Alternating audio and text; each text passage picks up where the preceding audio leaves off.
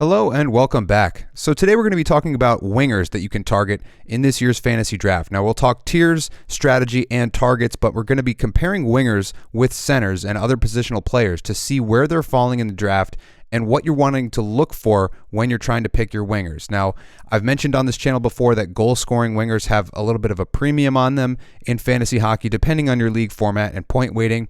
But let's get into a little bit of the nitty-gritty in terms of the data. So let's start off with point per game players by position. So this is a graph I featured in last year's video looking at centers versus wingers, and this has just been a continuation of this. Now, for the positions in terms of what this is being used for, last year I used Rotowire's positional assignments, whatever those were. These are not necessarily current positions. According to Yahoo or ESPN, I have updated those on all the hubs and the dashboards, but for this purpose, we're using the same as what we did last year just to keep it consistent. When we look at the data this way, what we see here is over the last number of years, there are way more centers that are a point per game player than wingers. Now, specifically, in years past, there have been instances where left wingers have been a little bit more prevalent. You can see in 17-18, there was one more in 18-19, even in 19-20, even in 2021. In 21-22, there were 14 left wingers who were a point per game to 11 right wingers. Last year, there were 12 left wingers to 7 right wingers. So what that tells us is something that I had thought in the previous video last year. Right wingers are more scarce than left wingers in terms of point production, at least in a point per game sense, but also in terms of a goal per game sense.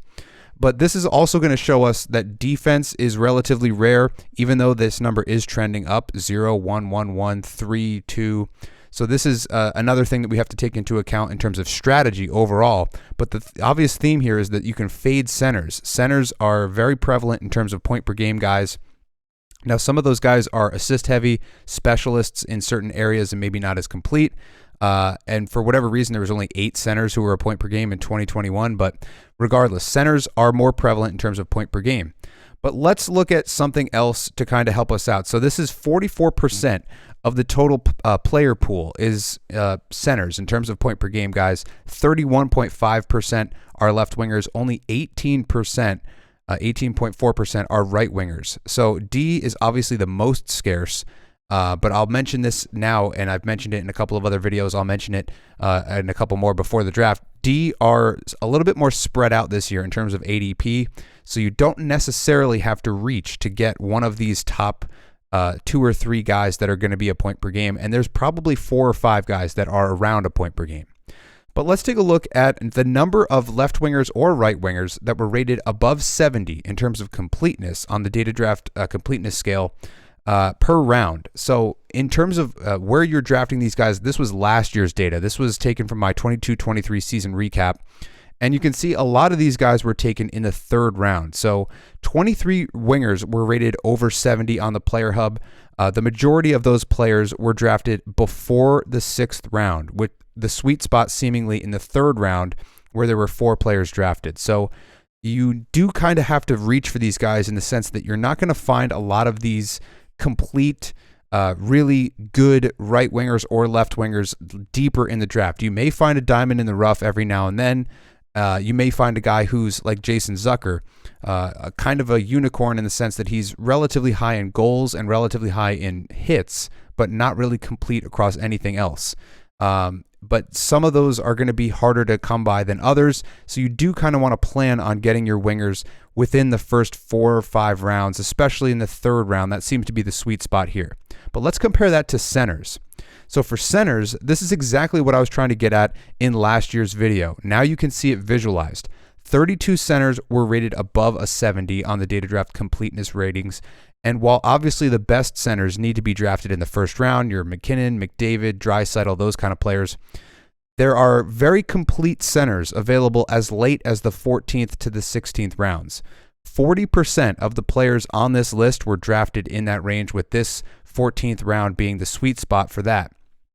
So you can find a number of these players: Trocheck, Boone Jenner, Matty Beniers, Heishers sometimes drops that way. Not necessarily the case this year. Eriksson Ek is dropping a little bit in terms of ADP. Nobody wants to own Logan Couture, even though he's relatively complete. Backlund could be a bounce back candidate. He's pretty far down there. He was drafted in the 16th round last year. Cousins kind of came out of nowhere. He's not going to surprise anybody this year, but a lot of these guys were drafted late. In fact, 40% were drafted after the 14th round. So that means you can push back your centers. But now let's look at point per game distribution. So what you're looking at here is a box plot. So most of the left wingers we're looking at right now fall within this box plot or within these quartile ranges. But there's two guys who don't, who are exceptional in terms of point per game. Matthew Tkachuk, who is also dual eligible, and Jason Robertson, who you're definitely going to want to have access to. Both are in and around 1.3 to 1.4 points per game, at least last year, and they do have that potential where they're still young enough they can continue to grow. I don't know if they're going to continue to, jump up in point per game, but this is right around where they're at right now. They could go up a little bit, they could go down a little bit, but these are the outliers. These are the guys that you're going to want to target, and you have to get these guys probably in the mid first round this year. They're going around ADP 5 to ADP 9, depending on league format. Matthew Tkachuk sometimes going a little bit higher than that.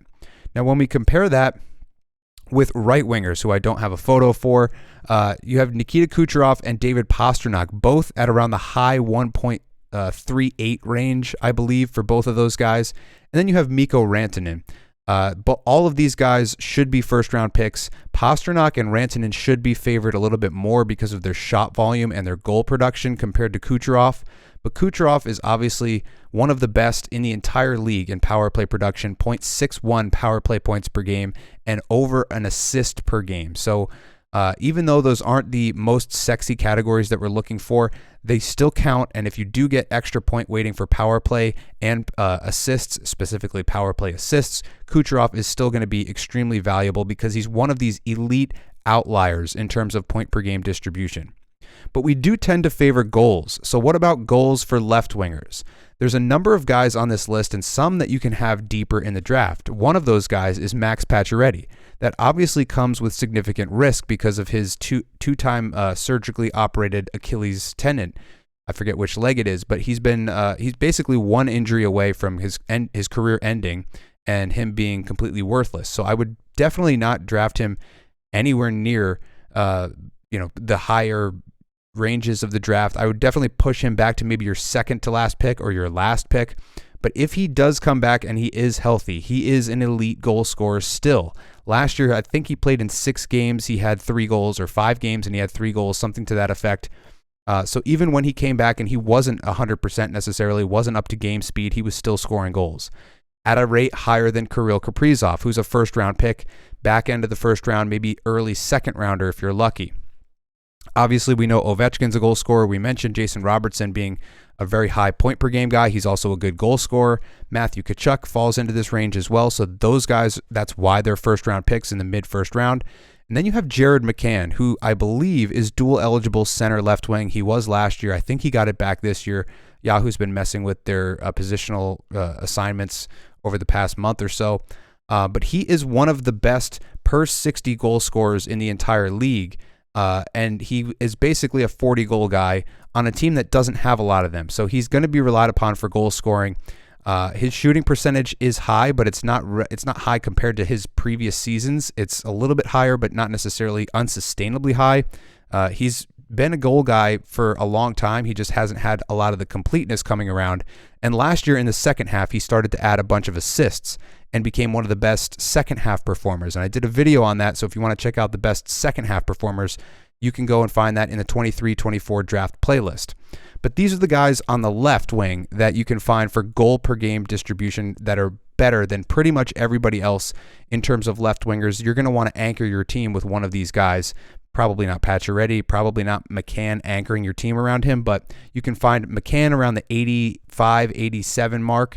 You can find Pacioretty past 100. You should probably hope to get him past 140 if you can. The rest of these guys are going to be late first rounders or early second rounders, with Tkachuk being a mid first rounder, and same thing with Jason Robertson. But let's take a look at the right wingers. Only 3 guys, and an interesting name pops up. Obviously, you expect Pastrnak. He was a 60-goal guy last year. He was a 4.9 shot per game guy last year, so you're definitely going to want him. Even though they do miss Bergeron and Krejci, he's going to be relied upon for more offense. He's still going to be on PP1, and there is going to be a little bit of regression baked in there. but he's still one of the elite right wingers at a position where this is scarce. There's a lot of scarcity in terms of goal per game for right wingers. You can see 3 guys on this list, Rantanen being the other guy who's obviously a mid-first round pick. And then you have Cole Caulfield, who's a guy I'm always high on because of this fact. He's 95th percentile in both goal production and shot production. And he didn't play a full season last year, so a lot of people might have forgotten about him. If they did, you can find him pretty late in the draft, and we'll get to that towards the later part of this video.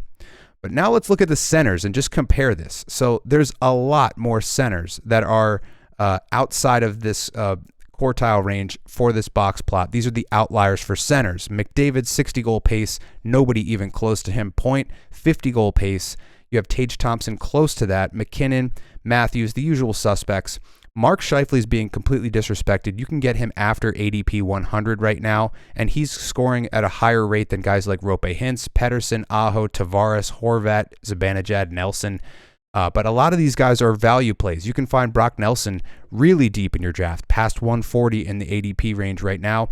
Bo Horvat, same thing. Same thing goes for Scheifele.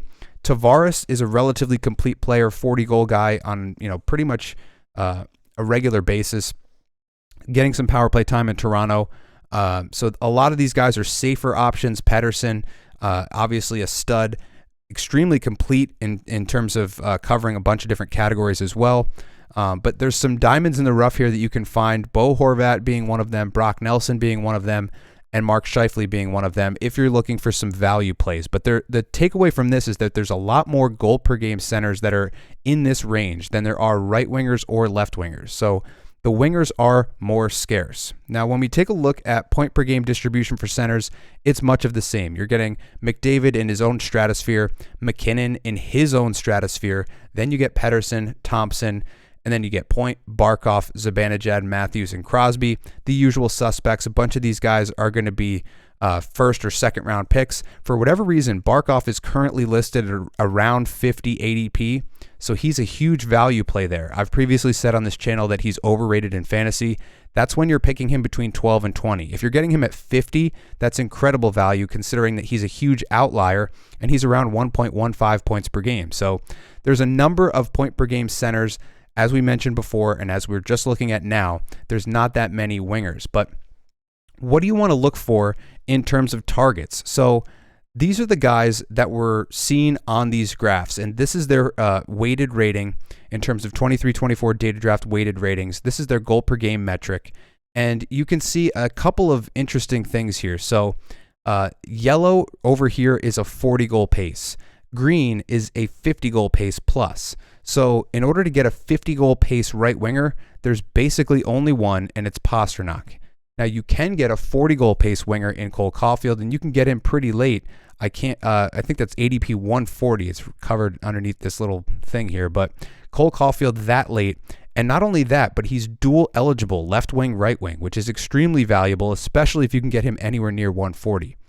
Now, in terms of other guys that you can target, there's a number of 40-goal scorers littering this list. There's a couple of guys who aren't. So Kucherov is not one of them, but he has been close to that in the past. And he's still 1.38 points per game, which is extremely high. Tied with guys like Matthew Tkachuk, tied with Pastrnak. You're just getting a lot more assists than goals, which is usually not what we prefer, but he is still a pretty good goal scorer, just not at a 40-goal pace. Tavares just missed the cutoff. The cutoff is around 0.48. So he did miss that by just a little bit, but just under a 40-goal pace for Tavares, still getting you that access to that elite Toronto offense.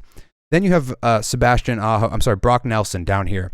He is a 35 to 40 goal guy, and nobody wants Islanders. So you can get him at 148.2 right now. He's not as complete. He's basically a goal guy, and he's not dual position eligible, so he is going to be less valuable. But if you're looking for some deep value plays, in terms of centers, you can look for that. But we're concentrating on wingers, and the guys in green here are dual position eligible, which is going to be more important for you. So Matthew Tkachuk becomes a huge target in the first round as a dual position guy.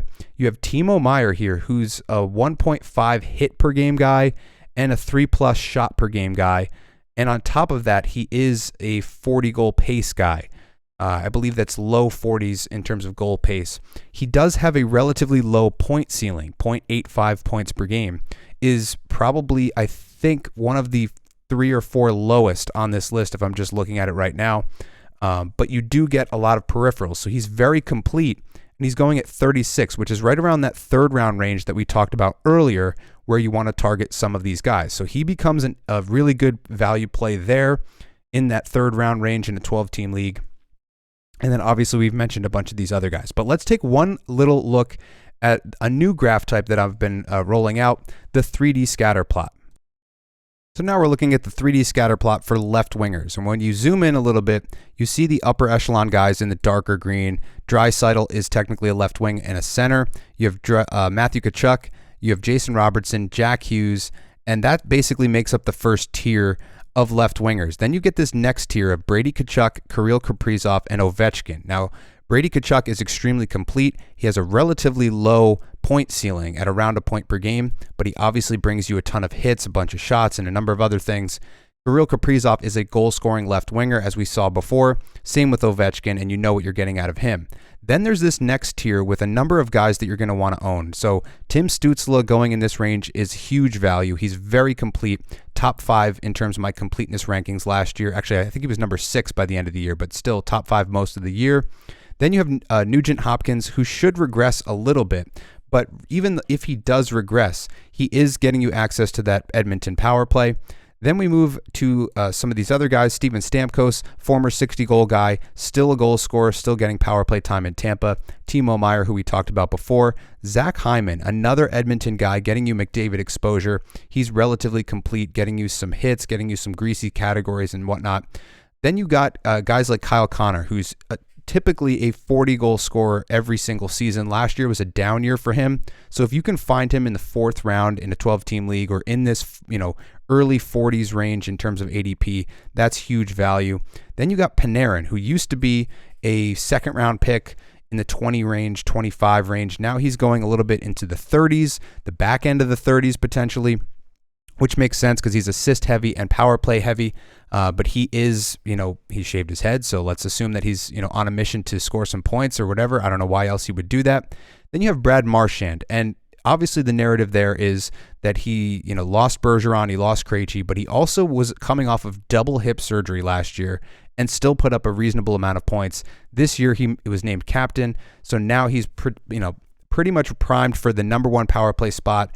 And he's probably going to be better than he was last year.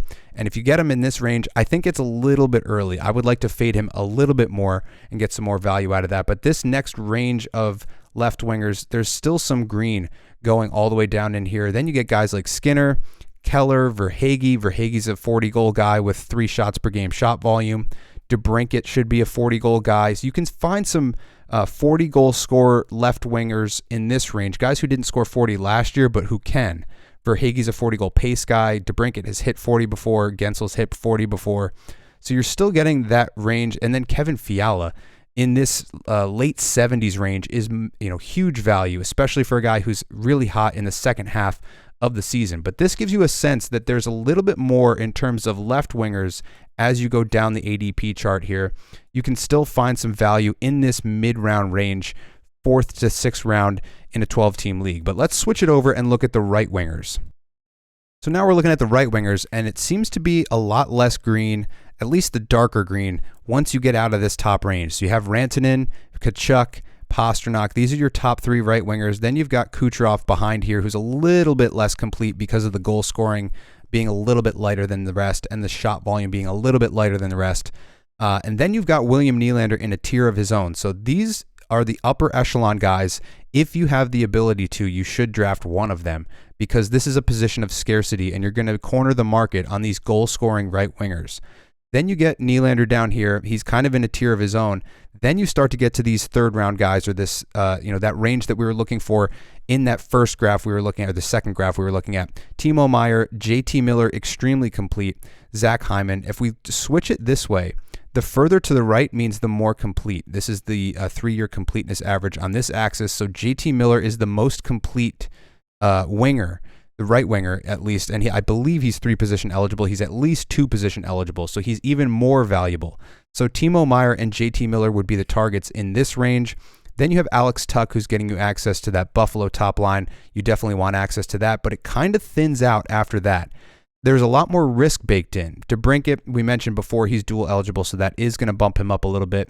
Clayton Keller, he's another guy, assist heavy, but did have a coming out party last year, but it's starting to thin out here. You got a lot of risk in Mark Stone. Claude Giroux, center right wing, dual eligible. That is very valuable, and he's getting you the Sens top 6 and some power play time there. Jesper Bratt, assist heavy, getting you New Jersey access at a reasonable ADP, late 70s. You got guys like Joe Pavelski. You do kind of want access to that top line in Dallas. And then down here, Travis Konechny is the value play of the right wingers going after ADP 100. He's an extremely complete player, getting you shot volume, getting you some hits, getting you some power play production on a team that's not going to be very good. So you're not going to think of them in terms of, going higher in the draft. You're going to think of them being faded because they're not a great offensive team. So he could be a really good value play. And I'm going to do a separate video on just these graphs and breaking everything down. But just to give you a sense, there's not as many darker green guys as you go all the way down. So this brings us back to our point in terms of strategy. Right wingers who score goals and get shots are a lot less prevalent in terms of what you're going to find in the draft. And you're going to want to target them early in the draft. If you can get one of these 3 guys, that's going to make a huge difference on your team. If you can get Matthew Tkachuk specifically in this range because he's dual eligible, that's going to help you out. Now, last year, Rantanen was dual eligible. He's not right now. Maybe he gets that added in before draft time. Who knows? But Tkachuk being dual eligible does help him in this range. If you're in a league that weights shots, Pastrnak is going to be the #1 choice here because he's almost 5 shots per game, which is insane. And then you have Kucherov here, but this is the first tier. The second tier is basically just William Nylander. This third tier down here in the 3rd round range is basically your last chance to get one of these upper echelon right wingers, unless you're trying to go for a little bit higher risk guys like Stone or like Jonathan Marchessault, just having a lot of goals and shots, but being a kind of a specialty piece, and a number of these other guys. But that's going to do it for this video. We've kind of gone into the weeds a little bit and broken everything down. Hopefully this helped you figure out your strategy. Right wingers are more scarce. Left wingers are more scarce than centers. Centers are the most prevalent. Defense are the least prevalent. So the defense is the most scarce in terms of point per game. Then you've got your centers, then left wingers, right wingers being the position where you do want to focus your energies on and try to find one of these guys that's going to be in dark green or going to be at the top. These are going to be the guys that are going to carry you, and not only carry your team, but if your opponent doesn't have them, it's going to be hard for them to compete. They can find point per game centers on the wire, but they can't find these guys. So you want to have them. But that's going to do it for this video. If you watched till the end, I want to thank you for doing so. And as always, I'll see you in the next one.